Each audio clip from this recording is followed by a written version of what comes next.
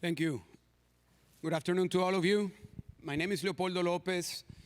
In the year 2000, I was elected mayor of Caracas. I was re-elected in the year 2004.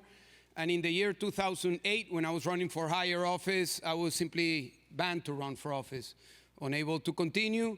I decided to start a movement alongside with many other people, most of them young, but also community leaders, union leaders.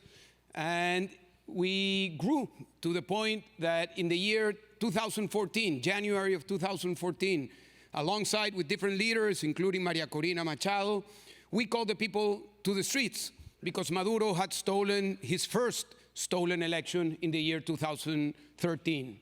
And people came out. People came out by the thousands, and many of us ended up in prison. So I spent the next 7 years of my life in prison, 4 of them in solitary confinement in the military prison of Ramo Verde. Then I was sent to house arrest. Then I called for protests again, and I was sent back to military prison.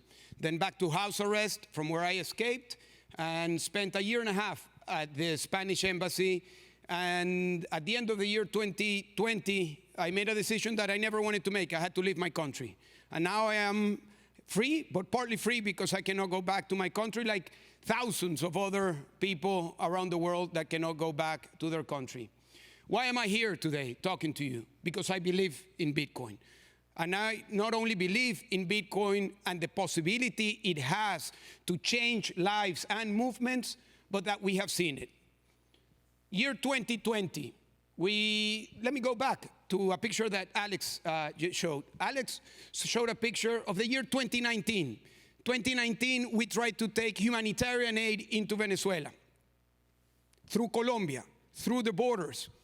The regime blocked the border, sent the military, and then set on fire the humanitarian aid that was coming in, with the support from the US government, from Colombia, from Chile, from many other governments that had sent tons of humanitarian aid. It was impossible to bring it. Then came 2020. It was COVID. At the time, we had the interim government in Venezuela. We had the support of the US government, and we had a problem, like everybody else. We had COVID, and we had a challenge, how to support the people at the front lines, nurses and medical doctors. So we came up with the possibility of doing it through stablecoins. And we were able to get the first ever OFAC license to support a transaction in a stablecoin. And we were able to support directly at the front lines almost 70,000 medical doctors and nurses.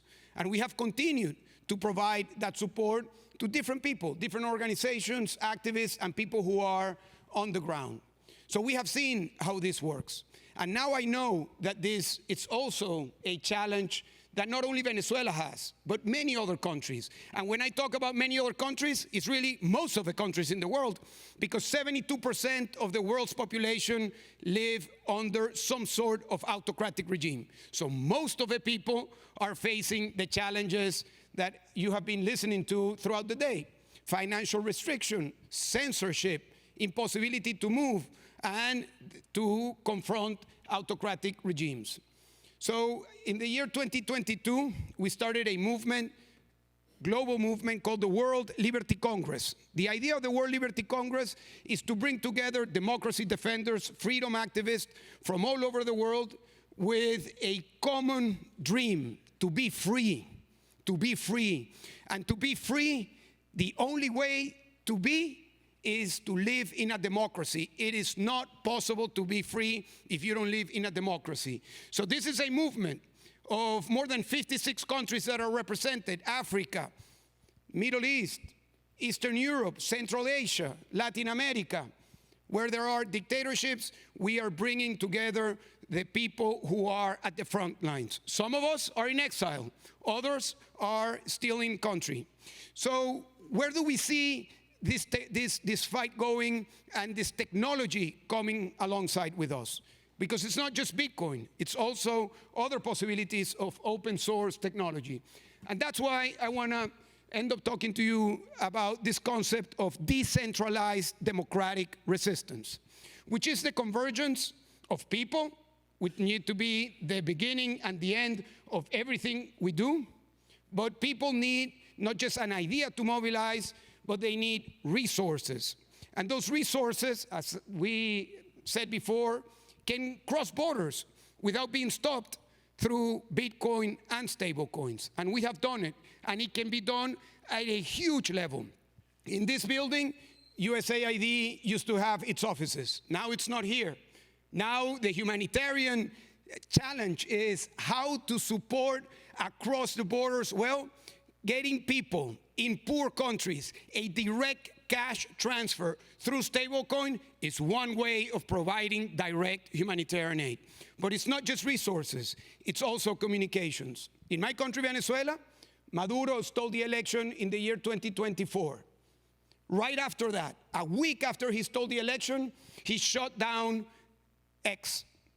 So he weaponized social media. If you have social media on your WhatsApp or on your phone, and you're checked in a checkpoint in Venezuela, you can go to prison. Yesterday, a young woman, 26 years old, she was in prison 6 months ago, and she was sentenced yesterday for 10 years just because she had a message on her WhatsApp that the dictatorship didn't like. So it's not just funds, it's also communication. And that's where Nostr comes in. Because Nostr, like Bitcoin, is a protocol that is decentralized, that nobody can stop, that nobody can control. There is no switching from another country that can do what happened to X in Venezuela, or it could happen to WhatsApp, or it could happen to any other technology. But also, it's AI.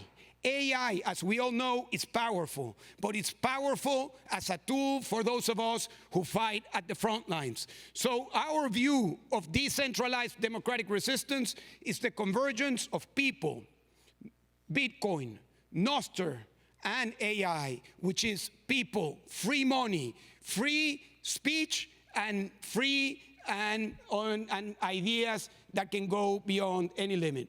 So I invite any of you to think of Bitcoin and these technologies not just as a way to save, and not just as something that is happening within the United States or Europe. It has a tremendous impact in countries like Venezuela and beyond, and it can have a much more impact if everybody engage in these technologies as freedom technologies. Thank you very much.